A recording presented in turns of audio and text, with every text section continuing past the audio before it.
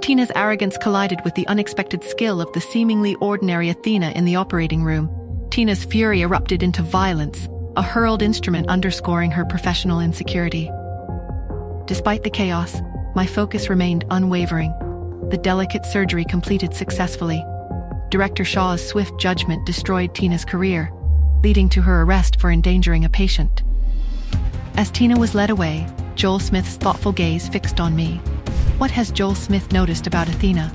Does he suspect her true identity? And with Tina's downfall, will Athena's legendary persona finally be revealed?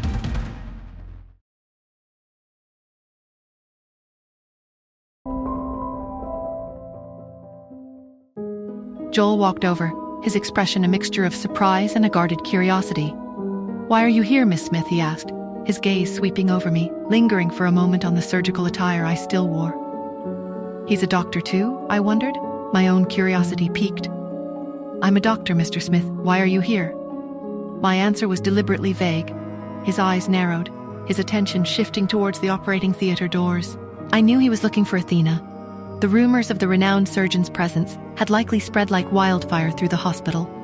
And given his uncle's desperate situation, Joel would undoubtedly be seeking any possible help. Since Athena Me had been the primary surgeon today, the schedule on this floor had been cleared. So, he knows Athena was here, I mused, watching his intense gaze fixed on the now closed OR doors. Does he think I might have met her? Joel's attention returned to the operating room. The procedure should have concluded by now. He seemed to realize he couldn't afford to linger. With a curt nod, he replied, "I'm here looking for someone." Just then, the OR doors opened and Michael emerged, followed by the rest of the surgical team. Joel strode towards them immediately, his focus laser-sharp. I seized the opportunity to slip away, the lingering exhaustion finally demanding my attention. Home, a hot shower, and a long nap beckoned. Joel reached Michael, his question direct and urgent. "Are you Dr. Athena?" Michael looked utterly bewildered. He pulled off his surgical mask, staring at Joel in astonishment. "I'm not Professor Athena." Joel recoiled, taken aback. "Then who is?" "Dr. Athena already left a while ago," Michael replied, a hint of defensiveness in his tone. "What?" Joel exclaimed, his frustration evident. He had arrived just as the operation was finishing, waiting patiently outside. The only person he'd seen leave at the end. As Joel's suspicion began to solidify, Michael, remembering my earlier insistence on secrecy, clarified, "Yes, he already left." "He?" Joel's mind raced. The name Athena conjured the image of a woman, but most renowned surgeons were men, weren't they? Joel frowned, a wave of disappointment washing over him. Even though his uncle's diagnosis was still uncertain, Athena's opinion would have been invaluable. Heaving a sigh of frustration, he turned to leave the hospital. As he entered the car park, his eyes fell on the familiar black SUV driving past. The young woman behind the wheel, her gaze fixed straight ahead, seemed in a hurry, oblivious to his presence. My phone rang later that evening. I glanced at the caller ID. Narcissist. Justin. I sighed, bracing myself for another bizarre conversation. "Hello?" "So," his low voice began, devoid of any preamble. "About this girlfriend situation." I pinched the bridge of my nose. "Justin, we are not in a girlfriend situation." "But you didn't exactly deny it," he countered, a hint of amusement in his tone. And I was thinking, now that we've established our understanding, perhaps we could solidify things with a date.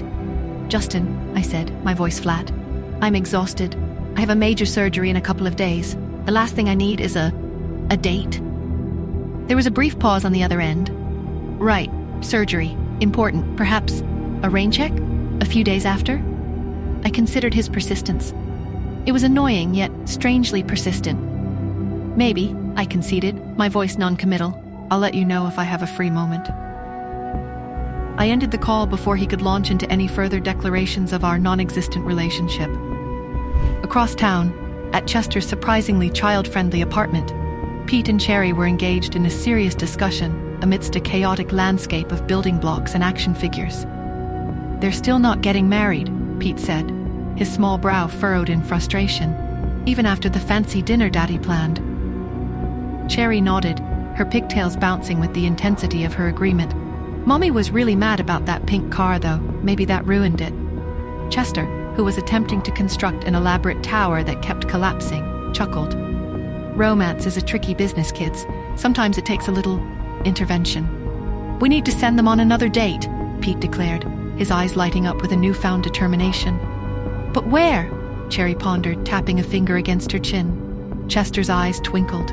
Leave that to me. I might have a few ideas. He winked, a conspiratorial air about him. Operation Happily Ever After Phase 2 is a go. Meanwhile, in a dimly lit office, Joel's phone buzzed. He snatched it up, his anticipation evident. It was Quentin.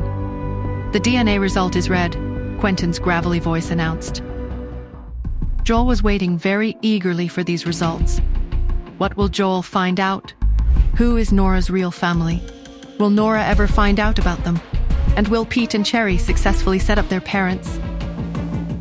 Hi, Nora here. If you are wondering what happens next, then download the Pocket FM app and listen to the exciting episodes of Saving Nora Now with the link in the description.